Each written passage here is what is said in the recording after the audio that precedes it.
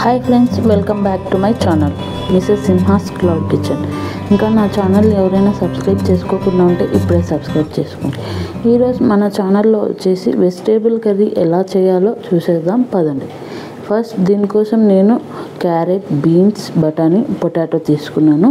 ఇంకా ఏవైనా వెజిటేబుల్స్ ఉన్నా కూడా ఇందులో యాడ్ చేసుకోవచ్చు. ఇవన్నీ నేను పీసెస్గా కట్ చేసుకొని ఒక బౌల్లోకి వేసి కడిగేసి 2 గ్లాసెస్ ఆఫ్ వాటర్ పోసేసి పొయ్యి మీద పెట్టాను అనమాట, ఉడికించుకోవడానికి. పొయ్యి మీద పెట్టిన తర్వాత మూత పెట్టి సిమ్లో ఉడికించుకోవాలి. ఈ కూరగాయ ముక్కలు ఉడికేలోపు మనం గ్రేవీకి కావాల్సిన టమాటో ప్యూరీని రెడీ చేసుకుందాము. ఇందుకోసం నేను 3 టమాటాలు తీసుకొని మిక్సీలో మెత్తటి పేస్ట్ లాగా మెత్తగా గ్రైండ్ చేసుకునే టమాటో ప్యూరీని పక్కన పెట్టుకోవాలి. అలాగే ఒక చిన్న ఆనియన్ని కూడా కట్ చేసుకొని పక్కన పెట్టుకోవాలి. ఇప్పుడు స్టవ్ మీద ప్యాన్ పెట్టుకొని ప్యాన్లో ఒక 2 టేబుల్ స్పూన్స్ ఆయిల్ వేసి ఒక 1/4 స్పూన్ ఆవాలు వేసి వేయించాలి. ఆ తర్వాత కొంచెం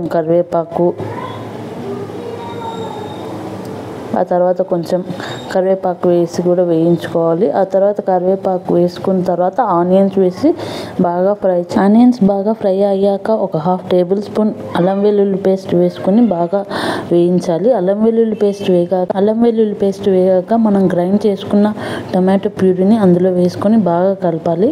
ఆ తర్వాత ఒక 1/2 స్పూన్ పసుపు, 1 టీ స్పూన్ కారం, ఒక 1/2 స్పూన్ ధనియాల పొడి, రుచికి సరిపడా సాల్ట్ వేసుకొని బాగా కలపాలి. అంత బాగా కలిపిన తర్వాత ఆయిల్ అనేది కొంచెం పైన తేలుతుంది. ఆ తర్వాత మనం ఉడికించిన వెజిటేబుల్స్ అన్నీ అందులో వేసి బాగా మిక్స్ చేయాలి.